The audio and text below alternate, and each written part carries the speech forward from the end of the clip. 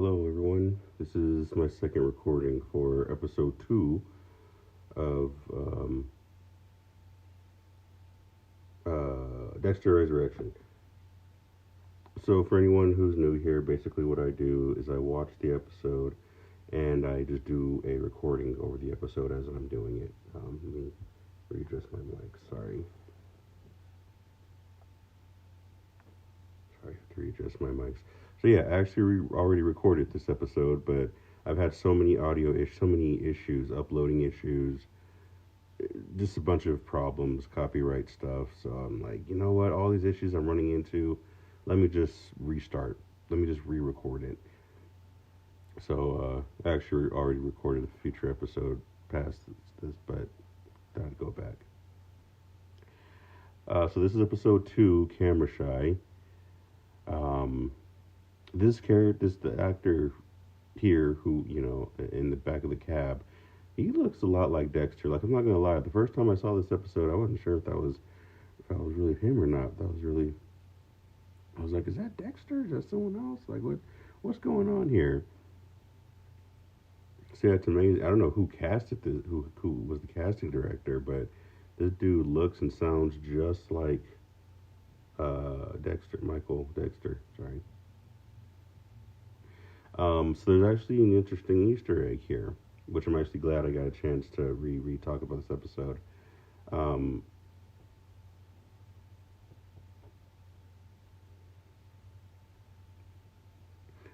yeah, so I'm trying to wait for the scene when he actually does it, but I guess I can talk about it now. So as the cab driver is talking with the dark passenger, he grabs this thing and he wraps it around the cab driver's neck. That was actually the same device or uh, instrument that Dexter used in the pilot episode of season one. So it was an interesting Easter egg, the fact that Dexter uses that in the first episode, but also the Dark Passenger uses it, during the first on-screen kill that we see. Also, I think that this character, the Dark Passenger, which I'm sorry for spoilers, for a few little spoilers that may be in, the future episode three. Um, but I'll try to keep it very small. But I guess for spoilers,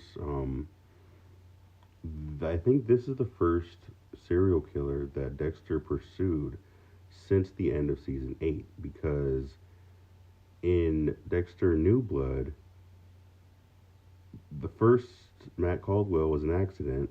The second character was the dealer, and I think Dexter injected him or something like that. The third person, I think, was a flashback, the clown. And then the fourth person was the guy hunting Dexter. And then the fifth person was Kurt. But at that point, Dexter and Harrison were like doing a little lesson or whatever. So it was more like, I think this is the first time Dexter actively pursued a serial killer traditionally since season 8. So I think it's very symbolic to see that in the Dark Passenger. Goodness, I never noticed how just this scene is very terrifying and scary. But I love that about these new Dexter shows because it knows how to. Yeah, they brought the flashbacks, the flashing back.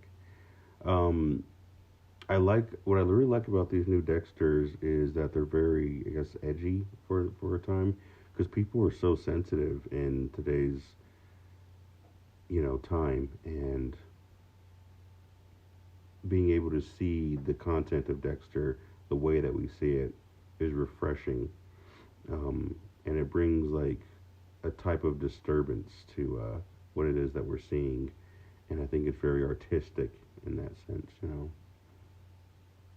That scene where it says camera shy and you see the train go over, that's a beautiful exterior where they filmed that at was beautiful. I could feel a lot of young childhood memories there. I don't, well, when I say childhood, I also think like teenage years. So, like that filming location, even though we only see it for about 8 seconds, it has a beautiful atmosphere to it. and it says a lot. Says a lot just by seeing that location. There's a few locations in the show that really have a sense of history that you can grasp onto. So I appreciate that. I'm glad they didn't have a crime scene also for the victim who was beheaded and his car was left there. I'm glad there was no crime scene there. I'm glad it was just kind of the situation was there for the audience and that was it. I'm glad they left it there. The scene that just went by, Dexter is talking with Harry in the car, and Harry's like, I should go get my son, and Harry's like, go talk to him. I like that Dexter's having his struggle of not just fatherhood, but also emotion and logic, and Dexter's like, I'm covering his tracks. I'm gonna, help him out and everything. And Harry's like, go talk to him. And then Dexter's like, I'm being careful. Can't just show up. So I like how Dexter is more on the logical side, not so much the emotional side. And Dexter kind of has to be because if you see the other characters that Dexter has to deal with in this season, just from what we've seen in the first few episodes, the detective and the other Charlie, and these characters are very intelligent. So Dexter's going to have to be on his toes to properly deal or keep up with characters like this.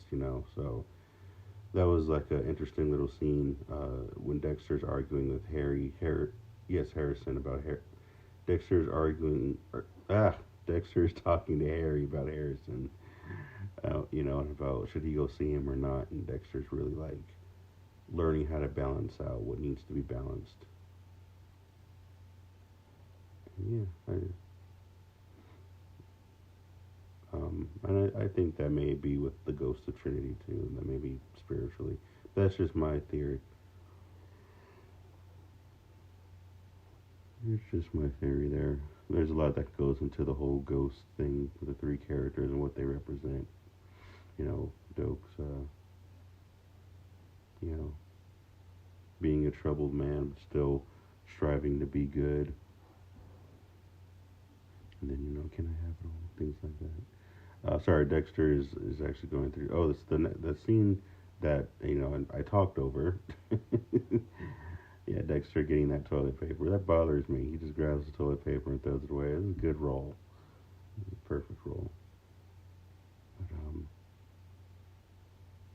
yeah, poor Dexter. His well, I don't know. I would say his age is showing, but going up 11 flights of stairs would be hurtful for anybody, I think. I love this room. I love that this hotel room.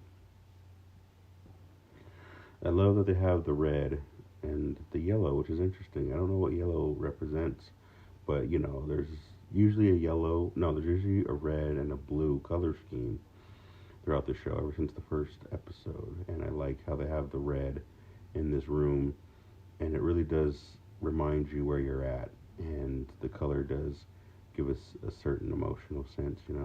And I would say, as a fan, theoretically, this bathroom, I think her name is Annette, is the detective, or is it Claudette? I think it's Claudette, which is, she's like my favorite character so far. I relate more to her character.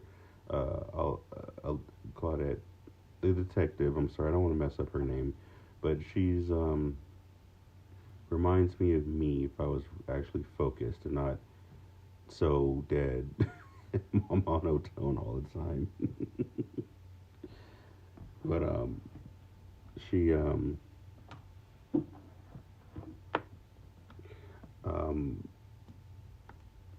yeah, but I love her character. But I would say that the bathroom really represents maybe a type of rebirth or renewing. Not entirely 100% sure. Sorry, 1 second.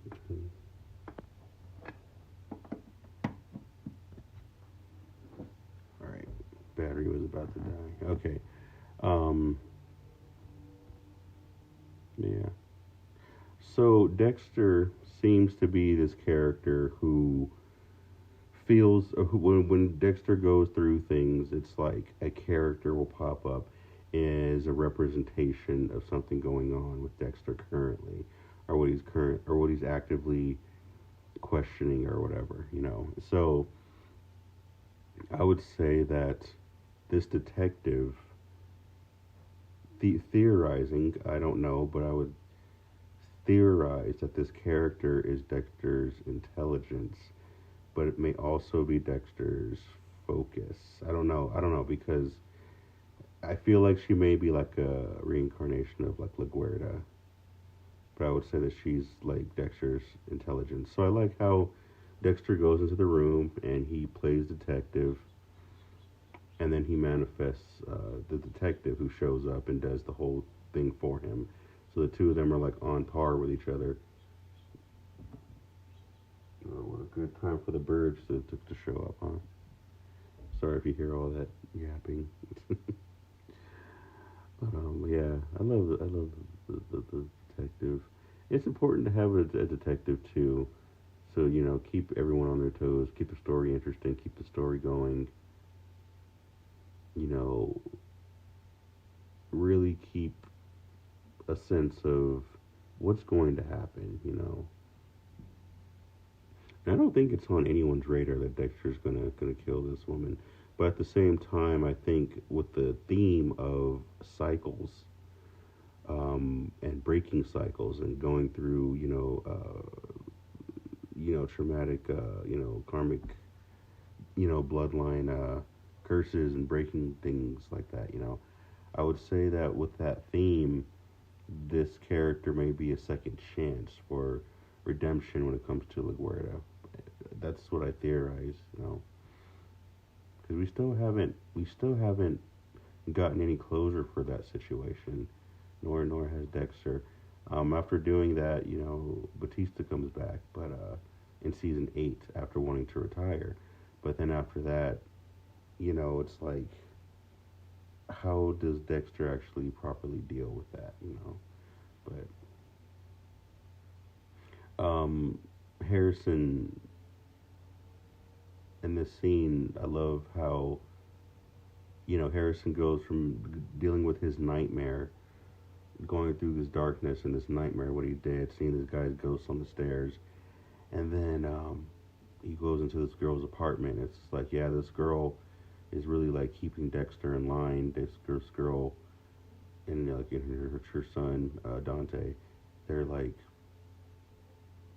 in a sense a strong balance for what's going on with Harrison. Um, and they really do kind of break him away from that tradition. And you do see that in the first episode. If you actually look carefully at the beginning of Harrison's scenes in the first episode, Harrison is actually doing the routine that's in the opening of the first series of Dexter. And you know, he's doing his teeth and the flossing and the T-shirt. He's actually reenacting all of that, and then that sort of keeps him connected to, you know, the heart of Dexter. And then when you see him leave the room, this woman his coworker shows up, and it's like she kind of like is the breaker of Harrison being lost in the world of Dexter, whether it be symbolically, energetically, you know, struggle with you know, light and dark, you know, things like that, whatever. But she seems to be the thing that keeps him away from all of that. Similar to, I guess you could say, Rita in the early seasons. I don't know. And here I am talking through all the scenes. Okay, well, I could talk about that in the next scene. And yeah, okay. So yeah, this scene, it's hard to actually remember what I talked about and didn't talk about. So yeah, Dexter just kind of wanders through the kitchen, gets on the floor, and I really wish that I could be a part of the show. I really want to be on the show. I really love to be. They would probably hate me. They'd probably be so annoyed. Like, what do you want? I'm like, well, hey, let's talk about that. We should talk about this or that, or you should bring Lila back. You see the colors of the yellows now, and it's almost as if yellows. I know that this filter is there on purpose because colors are important. So Dexter leaves the kitchen and he goes and sits down and he's like, oh, "Okay, let me go eat some food real quick." And as he's sitting down and eating, you see Teddy and Batista talking to each other. I don't know what Teddy really represents for Dexter. I would say his happy-go-lucky side that, you know, I wouldn't say passive aggressive, but like his, oh, it's okay, yeah. Oh, something bad happened. Well, let's just laugh about it. We'll just laugh it off. I would say that's more of, you know. But yeah, you see Dexter having a meal, having a good time, and then you see the mirror of Batista and Teddy talking. Yeah, Dexter's trying to have a good time, but like you would think that some part of Dexter's mind is, hey, you're having fun, you're having a good time, you're trying to be happy, but there's still a block of happiness there, and I would say that block keeping Dexter from being fully happy in every, if happiness touching every part of him, I would say, or many parts of him. I would say what's blocking him from really finding that happiness is um, what happened with Maria. And I would say that Batista is strongly holding on to that. And, with Batista being like that justice, righteous side of Dexter's mind, how does he justify what happened to LaGuerta? And Dexter knows that he cares, but the fact that Dexter is so disconnected from like that remorseful side of him, he's unable to fully connect with, what he lost in that moment with what happened with LaGuerta, like what he lost in that shipping container. He still hasn't fully connected with it, and so because of that, he can't fully face Batista yet. Just like with the scene when Dexter was in the hospital, there's still parts of Dexter that he has to find within himself to be able to handle the proper conversation with Batista. So Dexter still has to go through that journey. And then yeah.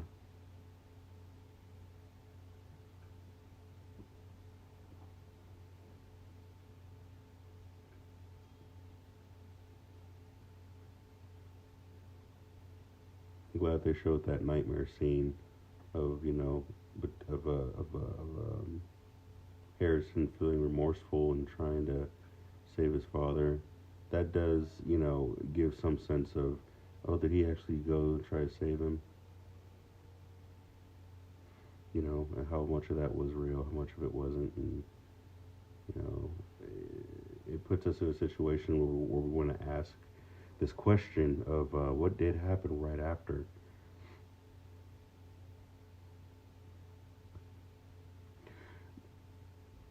Uh, Harrison grabs his phone when he wakes up, and he looks at his phone, and it says 222, and it has his wallpaper. That number 222, 2 meaning duality, and 3 meaning creation. So when you have a number that is displayed 3 times, usually means a creation, the active creation of something, or the active creation of something, basically. So the fact that there's 2, the 3 twos symbolize the creation of duality, and what that means is the force of light and the force of dark, and a situation is being created to where both of these opposite forces are actually in an entanglement together, like an entangled struggle together, and they're both in a situation where there's going to be a lot going on between these opposite sides, and they're going to be stirred and mixed up in this situation, in this moment, and it's going to be a very difficult struggle. That's usually what happens when you see 222. But it doesn't mean that there's going to be some kind of evil or whatever. It's just that you're going to be experiencing the duality, the mess, you know. So Dexter represents darkness, and then Harrison represents light. So you see the struggle of these two characters, you know, Harrison being light and Dexter being dark. But as you start to see the episodes evolve, Dexter starts to feel better about himself, but then Harrison starts feeling worse, and he starts going through all these nightmares. It's like, you know, and that's the struggle of duality, is, you know, how these energies intertwine and switch between, you know, the two forces that are there and things like that. So you see 222 a lot in this show because it is about the duality of light and dark. The show actually takes place in the year 2022. So 222 is a powerful, energetic, symbolic number. And if you add them, they equal 6, and 6 equals the shadow side of pinnacle. What that means is if you have momentum on one side, you hit a peak, and then you get momentum going in the opposite direction. So that's usually what the number 6 symbolizes, is the opposition of peak. Whether one side had been dark, then the opposition of the peak would be light, and then vice versa. Dexter got his car towed. Sorry, he's talking in the cab right now. I'm just very behind. I talk too much. Well, I have two different recordings going on right now. Technically, you know, so one recording I'm recording, and I have a different mic set up, and the other one is just audio, and the other one is just embedded audio with what I'm watching, and it's hard to balance them out, because like one of them anyway so forgive me if, you know, audio comes out kind of weird, or if I pause, you know. So yeah, Dexter gets his car towed. There's a theme here in the show about being in foreign lands and being in unfamiliar territory. So I love that this character, Blessing, being introduced right now, is very symbolic, because you see when Dexter reads these signs, the signs, there's a Hellcat Challenger. I believe it's a Hellcat Challenger. I'm so glad they didn't show what Harrison was just doing with his nose, because, you know, sometimes you don't need to see all of that, and when you do see it, you don't need to see all of that, you know. So I'm glad that they do have some kind of restraint. So anyway, you see Dexter. Hold on. So Harrison's having a good time. He's having fun, and then boom, he sees his nightmare, his guilt, the shadow, his victim shows up. It's like, yeah, you can't just run away from your problems. They're gonna follow you. They're gonna stay with you.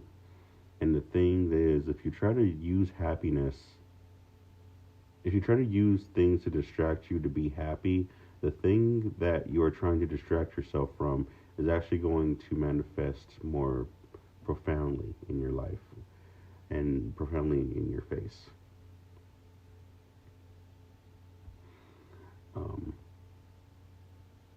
Can you imagine looking into the eyes of a serial killer? I love that. But so, you know, just for that reference for about Harrison, you know, if you try to escape something, you try to pursue habit, whatever it is that you're trying to escape from, the voice becomes louder. You know, it just gets more in your face. I want to say something so bad. I really wish that they didn't kill Layla. So when Dexter looks at those signs and gets his car repoed, he's like, okay, I'm in a foreign land right now. And Dexter being in this foreign land, you know, really does manifest blessing in you know, in an energetic, symbolic sense. So now here's a man who's, hey, Dexter, you're in a foreign land. So here's a character who you can connect with, who can help you out with this.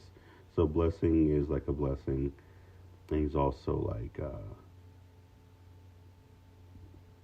here as a foreigner in Dexter's mind. You know how Dexter feels a foreigner, and he's really helping him through all of this. This handshake that they do. I can't tell you much about the handshake, but I have seen a lot of New Yorkers, a lot of people in New York do that. Um,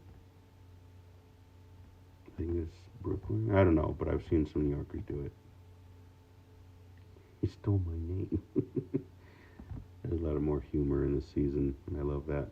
In the cab, when Dexter and Blessing were talking, Blessing was saying, "Oh, he just kills this dude. They call him the Dark Passenger, and he cuts off people's heads." Um,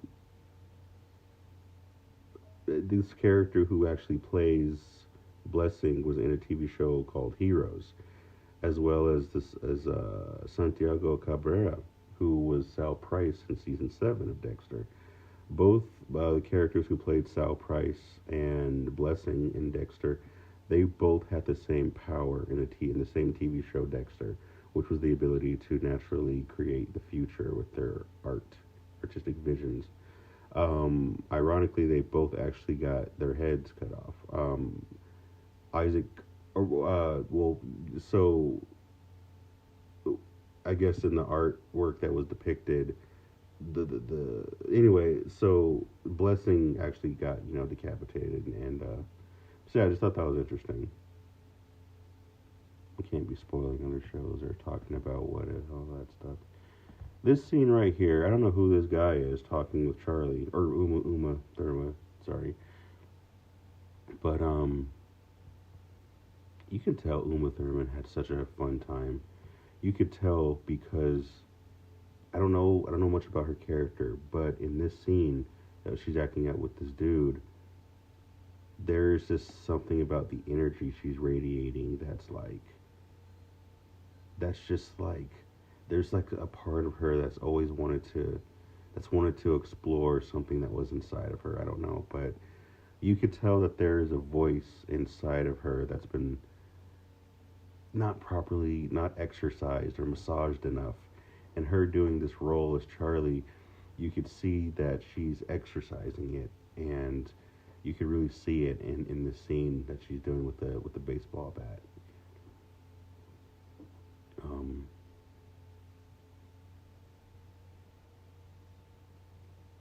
yeah, so you could tell that Uma really did put all that she could into this role, and that there's going to be a lot of complexity into her character. You could tell by just the energy that she's radiating in this scene. Um,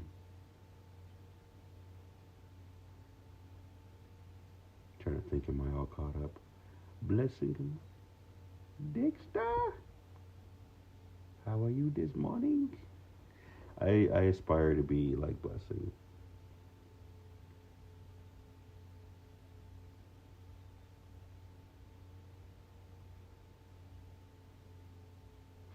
Um,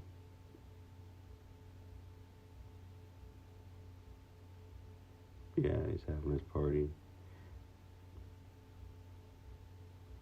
I love it. Don't forget your appetite. Never leave home without it. So here comes Dexter making new friends. So yeah, this season really is about um, being in unfamiliar territories, and just how do you find guidance? How do you navigate your way through the unfamiliar? So I find that very refreshing. I love that. Um, the writing for Dexter is insanely complicated. Very, I don't know how they do it. I watched Dexter like long time ago, like 15, 20 years ago. Well, no, not for me, because I didn't catch Dexter at the very beginning. But as long as I've been watching Dexter, this show was like, oh, this is an amazing show. And I still remember when I first got into this show. I still remember I started at the first episode. The first time I saw Dexter, oh, I saw it. When I watched it. Um, when I watched it, it was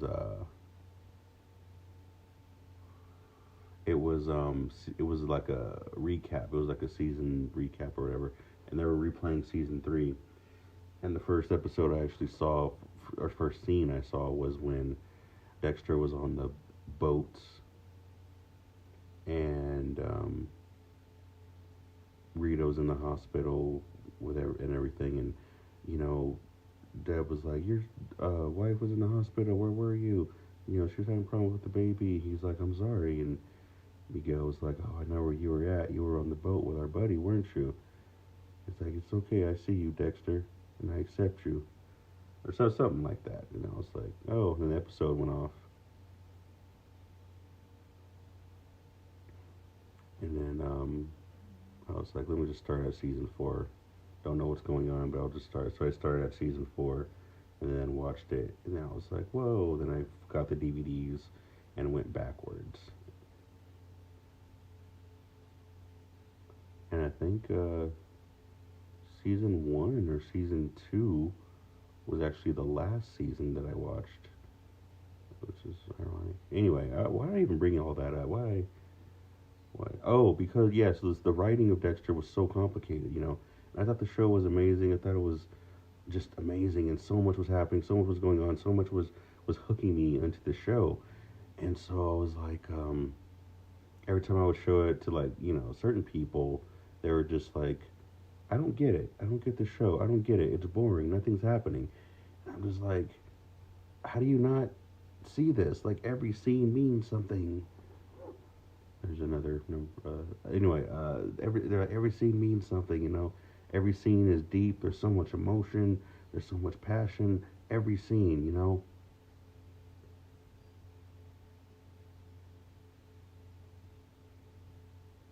Sorry, I do apologize if there's a audio change just now. Just hit my little thingy. Maybe I should just go back just in case. Okay. So, here I am talking over the scenes again. It's okay though. I'm gonna try to get better at this as I go. I'm getting better. But uh, so yeah, it was a hard time connecting with people. With the show. Some people liked it. Some people were like, "Oh, serial killer, yay!" And then as I watched the show like 8 times, 12 times, I started learning more and more about the show, and the more I matured in life, the more I actually picked up on what the show was about. And I was like, whoa, wait a minute. I've seen this show 8 times. I've seen this show 10 times. And this whole time, I didn't know how complex the story actually was. So as I got older, the meaning of the show, changed and aged with me. And I was like, whoa. So seeing the show now and it coming back, it touches my heart in such a way I can't even explain. Because once you start learning more and more about what the show is about and the complex layers of what the show is about, it's like, oh, I love that when Chike says, if you were a serial killer, you could have been him. He looks just like you. And Dexter's like, oh, I don't wear a hoodie. That joke went right over their head, which is funny to say that because the hoodie goes over her head. It's funny. I like that camera shy hoodie. I don't know if that's real.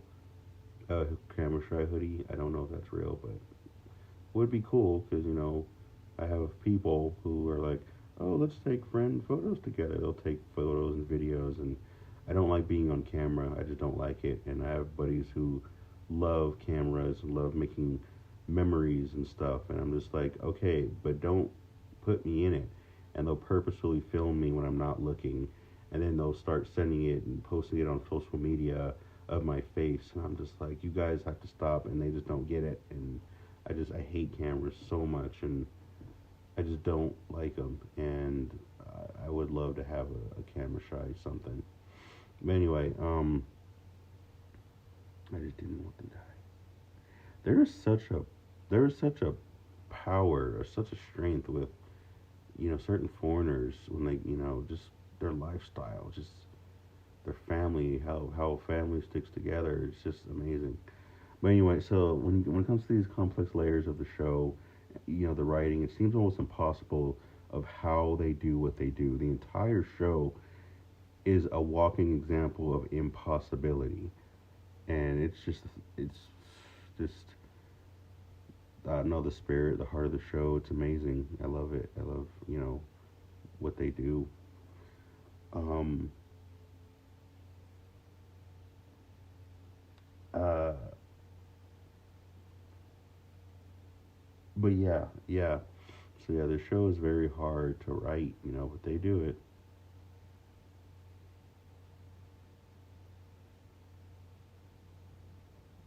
I'm not sure why I just skipped, but whatever. A beautiful family atmosphere, beautiful family. Dexter, just amazing family.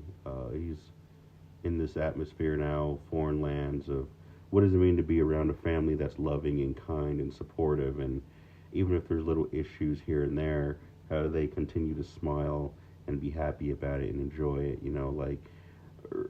Like I said, this show. Yeah, now I know how I got on that topic because yeah, this season really being about dealing with being in foreign worlds or foreign lands, foreign atmosphere, unfamiliar atmospheres. Every show has its own topic, but I love how the show handles being in the unfamiliar. Um, so it's yeah one of those themes.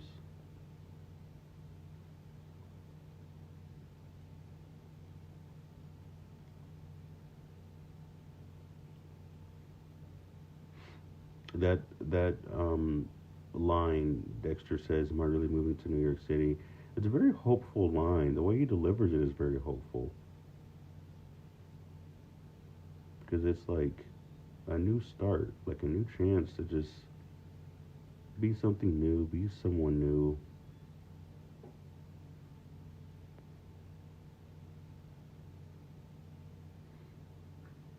So yeah, Dexter's going through his head right now that hey, if he wants to escalate, if he wants to evolve, move forward,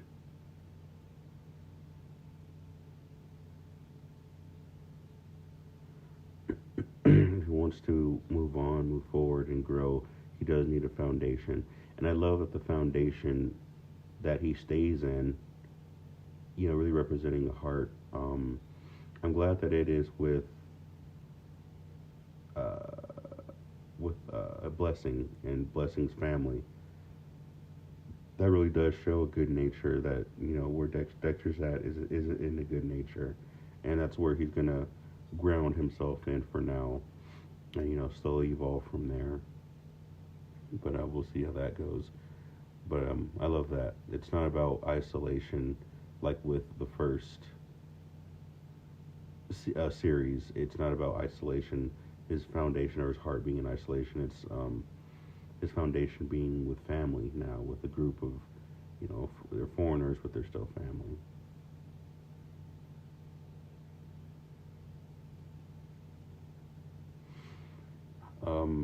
There's a lot of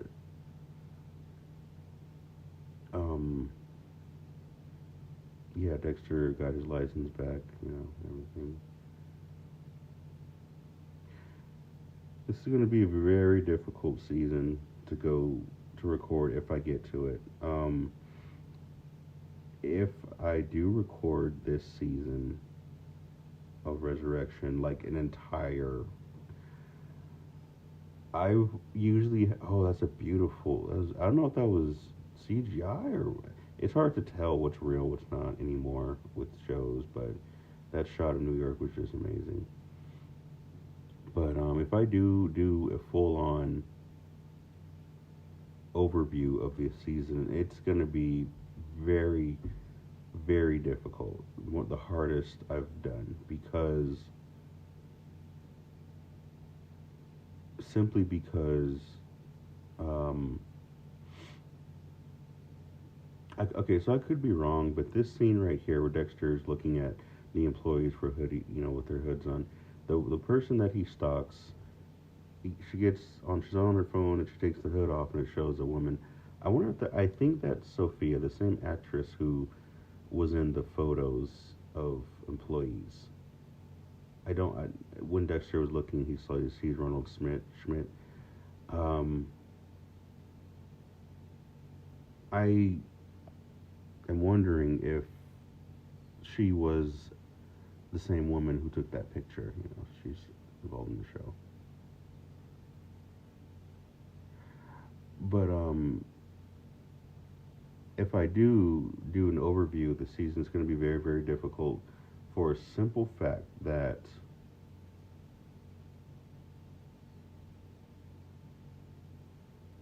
for the simple fact that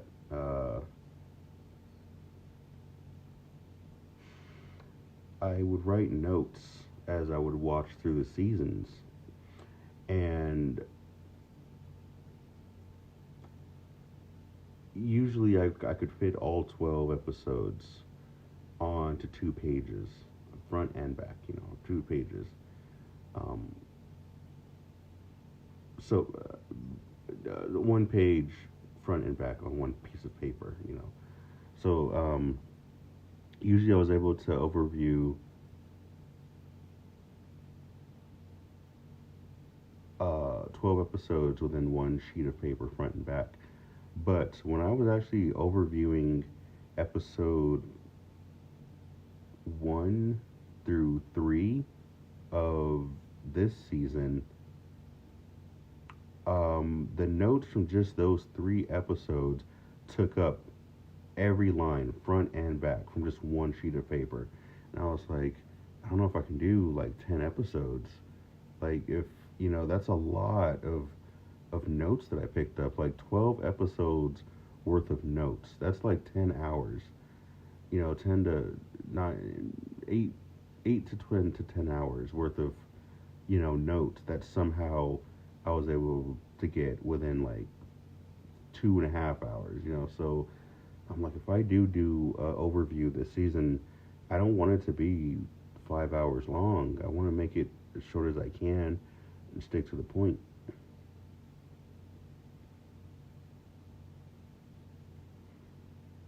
Um, I love the detective sees as she's don't take my ear cock. As she's the detective is in the lobby of the hotel and she's escorting the woman that she was wanting to question. Um,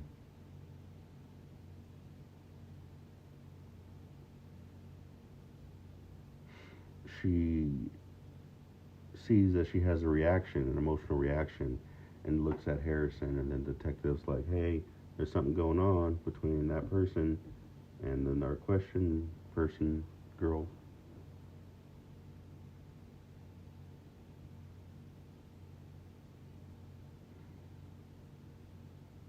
Showing how good of a detective she is. Sorry.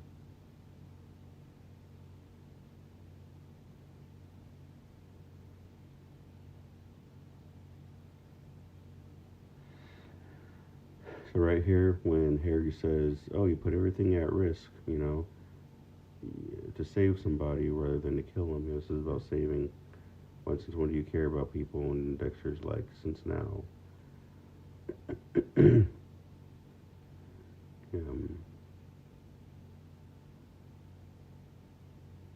My kill table is ready for you. Atmospheric music. But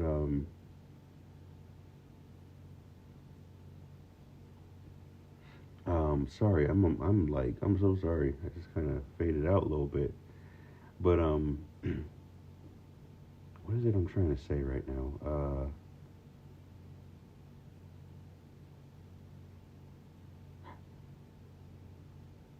I know I was saying something along the lines of Dexter wanting to save someone versus wanting to kill. Oh, okay, yeah. So Dexter having that realization now of him wanting to save a life rather than take one. It shows that Dexter's on that path of being back in that sense of good graces in a sense, and eventually he'll find his way to Batista. But as for right now, Dexter still hasn't found it within himself to properly face that part of himself when it comes to Laguerna.